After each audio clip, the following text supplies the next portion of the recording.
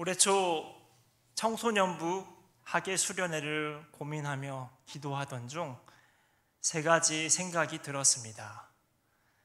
위탁 수련회에 참여하는 것과 타교회 청소년부와 연합 수련회를 하는 것, 그리고 전통적인 기독교 영성 수련을 준비해 자체 수련회를 하는 것이었습니다. 우선 위탁 수련회와 연합 수련회 이 두 가지를 선생님들에게 물어봤고 타 교회와 연합 수련회를 하는 것으로 의견을 모아주셨습니다. 아는 동기 목사님들에게 얼른 전화를 걸었습니다. 연합 수련회에 대해 생각이 없거나 이미 계획을 짰다고 답변을 줍니다.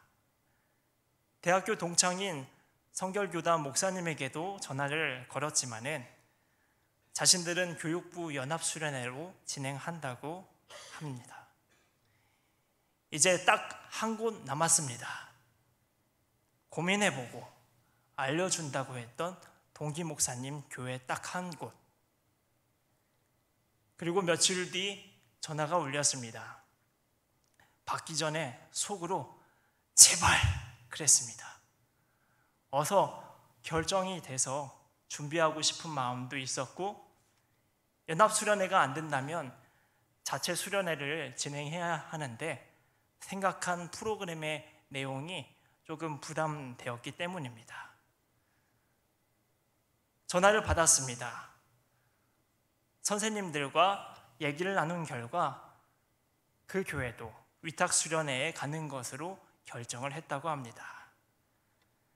아쉽고 괜한 시간만 흘러간 것 같아서 좀 마음이 그랬지만은 희한하게도 즉시 마음이 정리되면서 속으로 말했습니다. 준비해야겠다. 실은 수련회를 고민할 때부터 전통적인 기독교 영성 수련을 함께 경험하고 수련하는 것에 마음이 있었습니다. 하지만 솔직히 부담이 있어서 다른 방향을 먼저 선택했습니다. 새로운 도전이고 관심은 있었지만 경험은 적었고 무엇보다 제가 먼저 수련하고 경험해야 인도할 수 있었기 때문에 할 일 하면서 매일 꾸준히 별도의 시간을 들여야 하는 것이 부담이었습니다. 그러나 막상 피할 수 없는 상황이 되고 그 가운데 하나님께서 주신 평온에 힘입어 4월부터 틈틈이 제가 수도자로서 수련을 시작했습니다. 신학교에서 배우고 수련했던 내용들을 다시 꺼내보고 개신교를 포함한 기독교 각 교파의 영성 도서와 영상들을 찾아보고 지침서에 따라서 기도하는 실전의 시간을 갖고 공부하고 경험한 내용들을 개혁신앙에 맞게끔 치환해 보려고 그리고 적용하고 그렇게 매일 수련하다 보니 삽시간에 100일이 지나버렸습니다. 방대한 영성 자료 중 극히 일부를 읽었고 이 영성 수련을 수십 년 동안 해온 기독교 여러 수조자들에 비하면 세 발의 피지만 요즘 드는 생각은 이제야 비로소 하나님과 깊고 친밀한 관계를 맺어가고 있다는 느낌이 듭니다. 천주교에선 영신수련이라 말하고 개신교에선 영성수련 또는 묵상훈련 등으로 다양하게 불려지는 이 영성은 하나님과의 연합을 지향합니다. 매 순간 하나님을 의식하고 하나님의 이끄심에 따라 사귐을 가지며 하나가 되고 그 가운데 늘 동행하는 인생을 살아가는 것 말입니다. 그리고 이러한 신앙, 인생을 위해 영성수련에서 가장 처음으로 훈련하는 것이 침묵과 호흡 기도입니다. 기독교 영성에서 침묵이란 단순히 말이 없는 것만을 의미하지 않습니다. 두 가지 차원이 있습니다. 첫째는 마음을 고요히 가라앉히는 것. 둘째는 잠시나마 이 세상으로부터 물러나 세상의 것들을 내려놓는 것입니다.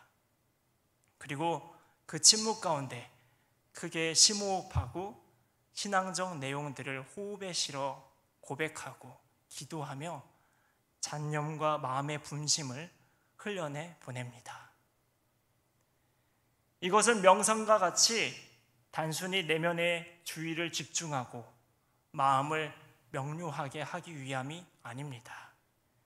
기독교 영성에서 침묵과 호흡 기도를 하는 이유는 주의 집중과 마음의 명료함을 넘어서 세상에 집착하던 내 자아의 생각과 주장과 느낌, 욕망, 판단, 편견 등을 내려놓는 것입니다. 한마디로 내 자아를 내려놓는, 내 안에 나를 비우는 것입니다. 내 자아를 온전히 내려놨을 때 우리의 영혼이 하나님을 바라보게 되며 그분의 사랑과 말씀과 뜻이 우리 안에 채워지기 때문입니다. 이 기도의 여정은 우리 기독교가 본질적으로 추구하는 신앙의 방향과 또 오늘 본문 24절에 기록된 내용과도 서로 맞닿아 있습니다. 이에 예수께서 제자들에게 이르시되 누구든지 나를 따라오려거든 자기를 부인하고 자기 십자가를 지고 나를 따를 것이니라. 예수님께서는 나를 따라오려거든, 나와 함께 하려거든 스스로를 부인하고 자기 십자가를 짊어지라고 말씀하셨습니다. 다시 말해 세상의 온갖 것을 집착하고 그것에 학습된 자기의 자아를 내려놓고 하나님이 부여하신 십자가를 지고 따르라는 것입니다. 혼자 생각하고 선택하여 자신에게 맞게 만들어낸 십자가 말고 하나님이 주신 진짜 십자가 말입니다. 오늘날 우리의 신앙이 많이 이벤트화 되어 있습니다. 이것은 두 가지 의미를 가지고 있습니다. 첫째는 썬데이 크리스찬과 같은 맥락으로 찬양 부르는 시간, 기도하는 시간, 예배 드리는 그 시간에만 하나님을 바라보고 하나님과 동행하는 일회적이고 간헐적인 신앙을 말합니다. 이러한 모습은 베드로에게도 있었습니다. 오늘 본문 초반에 예수님께서는 제자들에게 너희는 나를 누구라 하느냐라고 묻습니다. 이에 베드로는 주는 그리스도시요 살아계신 하나님의 아들이시니이다 라고 대답했고, 예수님께서는 그 지식과 믿음의 고백이 베드로의 입술에서 그냥 나온 것이 아니라 하나님께로부터 온 것이라며 감격합니다. 그러나 그 다음 곧이어 예수님께서 자신이 고난을 받아 죽임당하고 부활할 것이라고 말씀하니 베드로는 이렇게 얘기합니다. 주여 그리 마옵소서, 이 일이 결코 주께 미치지 아니하리이다 라고 말합니다. 예수님께서 말씀하십니다. 사탄아 내 뒤로 물러가라. 내가 하나님의 일을 생각하지 아니하고 도리어 사람의 일을 생각하는도다. 얼마 전만 하더라도 하나님께로부터 온, 하나님께 받은 신실한 고백을 했던 베드로가 자기 자아와 감정의 만족에 따라 그려낸 그리스도의 앞날을 대변하는 사람으로 바뀐 것입니다. 하나님의 사람에서 세상적인 사람으로 변한 것입니다. 어쩌면 우리도 베드로처럼 찬양 부르고 기도하고 예배드리는 시간엔 하나님께 나의 모든 것을 드리고 순종할 것처럼 신실하게 고백하지만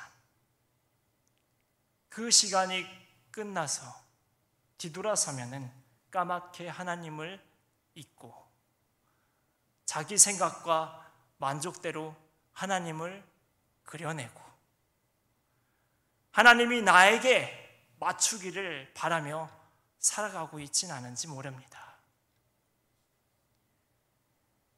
신앙의 이벤트화의 둘째 의미는 말 그대로 행사입니다. 우리 교회는 매우 준수하지만 일부 교회에 무슨 행사가 그리도 많은지, 그리고 그중 대부분은 신앙적인 내용도 복음적인 활동도 아닙니다. 물론 공동체성과 교제를 위해 분명히 필요한 부분이 있지만은 본질을 잃고 너무 과한 경우에는 개선이 필요해 보입니다. 하나님을 바라고 동행하는 우리의 신앙은 일회성 이벤트가 아니라 삶이 되어야 합니다. 매일 매순간 하물며 호흡하는 순간까지도 하나님이 함께하고 계심을 기억해야 합니다. 교회는 각종 행사로 사람들에게 즐거움과 심리적인 만족에 심혈을 기울이는 것이 아니라 그리스도의 지체된 형제 자매로서 거룩한 교제를 나누며 서로를 돌보고 공동체성을 검토하고 또 그리스도께서 위임하신 사역을 공동으로 담당하는 신앙생활을 해야 합니다. 이와 같은 신앙의 회복은 우리 각 개인이 온전히 하나님을 바라보며 연합했을 때 가능합니다. 그리고 하나님과의 연합을 위해 가장 우선되어야 하는 것은 오늘 말씀과 같이 또 전통적인 기독교 영성이 지도하는 바처럼 먼저 자신을 부인하며 자아를 내려놓아야 합니다. 순간순간마다 즉시 진실되게 말입니다. 오늘 설교 제목인 즉시 그리고 진심으로, 이 문장은 우리에게 익숙한 종교개혁자 장 칼뱅이 한 말입니다. 1534년 교황의 체포령에 의해 고국 프랑스 파리를 탈출한 칼뱅은 스트라스부르를 가기 위해 스위스 제네바에 머물렀습니다. 잠시 머물려고만 생각했던 제네바에서 교회의 지도자였던 파레르 강권에 의해서 목회 사역을 제네바에서 시작했습니다. 한편 당시 제네바는 스위스의 국가 권력이 집중되었던 수도와도 같은 도시 베른의 간섭을 받고 있어서 베른이 요구하고 있는 교회를 수입하고 있었습니다. 베른의 정치 기반을 둔 제네바 수구 세력은 칼뱅의 신학에 반대해서 그의 설교를 못마땅하게 생각했고 사사건건 하는 모든 사역을 방해하고 심지어 목숨까지도 위협하는 이들이 있었습니다. 그렇게 배척을 당한 칼뱅은 파렐과 함께 제네바에서 추방을 당했고 본래 가고자 했던 스트라스부르로 다시 가서 사역을 시작했습니다. 이곳에서의 사역은 그의 생애에서 가장 행복한 목회 시절이었다고 칼뱅은 말합니다. 그렇게 스트라스부르에서 3년간 사역을 열심히 행복하게 하고 있었던 어느 날 1541년 그 어느 날에 칼뱅은 이전보다도 더 영적 혼란에 빠져 있었던 제네바 교회로부터 청빙 요청을 받습니다. 하지만 칼뱅은 제네바로 다시 돌아가느니 차라리 100번이고 십자가를 지는 것이 낫다면서 완강히 거절했습니다. 그렇지만 파렐 목사님과 또 비롯한 모든 동료들이 제네바 교회를 위해서는 칼뱅 자네가 꼭 필요하다면서 설득하고 하나님의 이름으로 강권하자 결국 칼뱅은 자신의 뜻을 꺾고 제네바 행을 결심하고서는 파렐 목사님에게 이렇게 편지를 써보냅니다.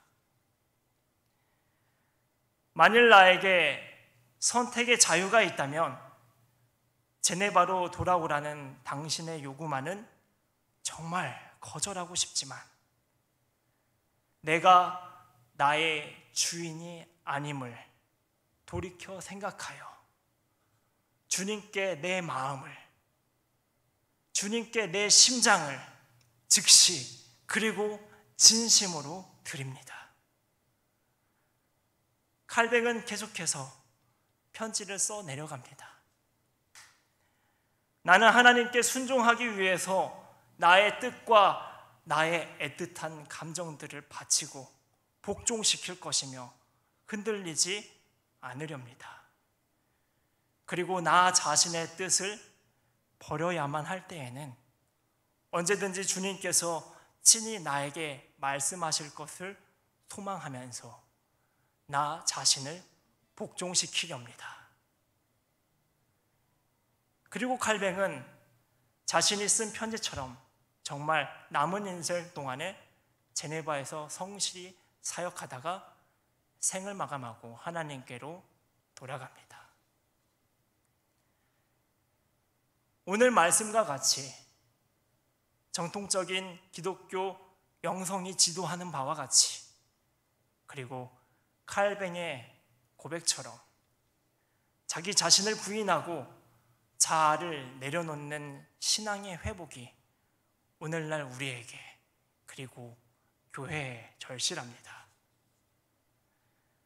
내 안에 나로 꽉 차서 주님 들어오실 틈이 없고 교회가 세상적인 욕심과 사람의 만족을 채우기 위해 여기서 조금 저기서 조금 예수님을 비워내면 안 됩니다.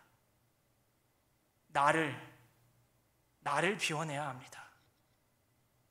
내 자아를 즉시 비워내고 진심으로 주님께 마음의 문을 열어야 합니다. 내 안에서 역동하시는 주님을 깊이 묵상하고 내 삶을 이끄시는 주님의 인도하심에 순종하며 그렇게 연합된 인생을 진실되게 살아가야 하는 것입니다.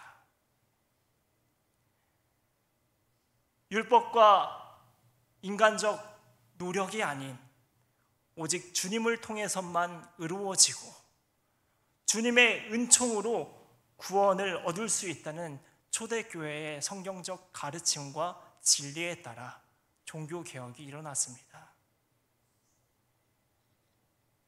인간 중심에서 철저한 하나님 중심으로 인간의 권위가 아니라 성경의 권위를 인간의 노력과 능력과 실력이 아닌 오직 하나님의 은혜였음을 고백하고 그래서 진심으로 하나님께 영광 올려드리는 신앙, 그렇게 철저히 스스로를 부인하고 하나님을 긍정하고 하나님께로부터 채움을 받는 신앙, 이것이 개혁교회의 신앙이자 우리의 신앙입니다. 이제 우리는 우리의 자아와 구습을 내려놓아야 할 때입니다. 우리의 고집을, 우리의 생각을 겸손히 내려놓고 지금 즉시 말입니다. 그리고 진심으로 하나님을 바라봐야 합니다. 정말 나의 온 마음을 다해서 매일, 매 순간, 하물며 호흡하는 그 순간까지도 주님을 묵상하며 주님이 가르쳐 주시는 지혜와 부어주시는 은혜에 거해야 합니다. 그리고 그 인도하심에 따라 여러분의 삶을, 여러분 자신을 맡기고 그 인도하심에 순종하며 살아가시길 바랍니다. 순종하는 것이 때론 두려울 수 있습니다. 하지만 두려워하지 마십시오. 하나님은 여러분을 사랑하십니다. 기도하겠습니다.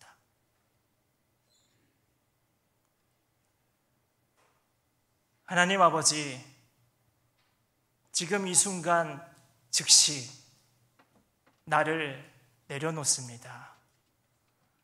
내 안에 세상적인 집착과 사고와 계산과 전략과 편견들을 내려놓고 온전히 주님만을 바라봅니다.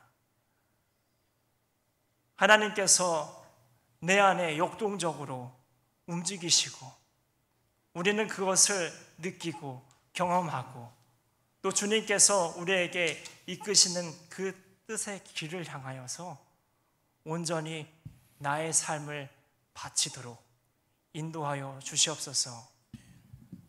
나의 자아가 너무 강하여서 때로 주님의 뜻을 헤아리지 못하고 주님께서 맡기신 십자가를 짊어지지 못하는 경우가 있을 수 있습니다. 하지만 그럴 때 우리 성령께서 우리들을 일깨우셔서 즉시 그 마음을 내려놓게 하시고 하나님의 뜻에 복종하도록 우리를 이끌어 주시옵소서.